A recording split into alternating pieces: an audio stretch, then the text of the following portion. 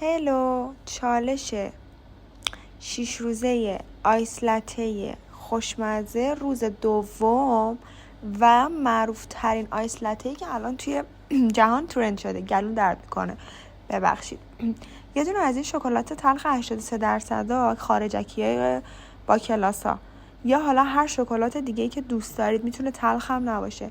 اینو میگیرید یه تعدادی مثلا به اندازه 4-5 تا دونشو، یا بیشتر میخواید بیشتر آب میکنید. من یه خورده کم گذاشتم آبشه، به خاطر همین خیلی روی دیوار لیوانم شکلاتی نشده بود، در صورتی که عاشق شکلاتم.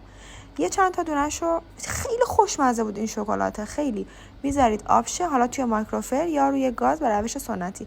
بعد که آب شد، یه دونه از این لیوان کافه ها تهیه میکنید. قشنگ اینو قشنگ میمالید دور لیوان، قشنگ بکشید دور لیوان، قشنگ لیوانتون کاکائویی بشه، یعنی فقط تو شکلات دیده بشه. البته اینجا چون من شکلاتم کم بود مشخص نبود. این وسط ها یکم هم ازش خوردم چون واقعا خوشمزه است. این شکلات خیلی خفنه. اینو خوب بکشید دورش که قشنگ فرم بگیره. البته شکلات من کم بود دیگه. بعد بذاریدش توی فریزر 2-3 دقیقه 5 دقیقه، به اندازه‌ای که وقتی درش میارید قشنگ ببینید یخ زده. هنوز درگیر اینم که بکشم دورش که زیاد بشه، نگو شکلاتم کم بوده. هیچ فایده هم نداره، همینجور دارم میکشم دورش، قشنگ همینجور دارم زیادش میکنم. میذاریمش توی فریزر یخ بزنه. اینجا باز من کم گذاشتم یخ بزنه، یکم خوب یخ نزده بود.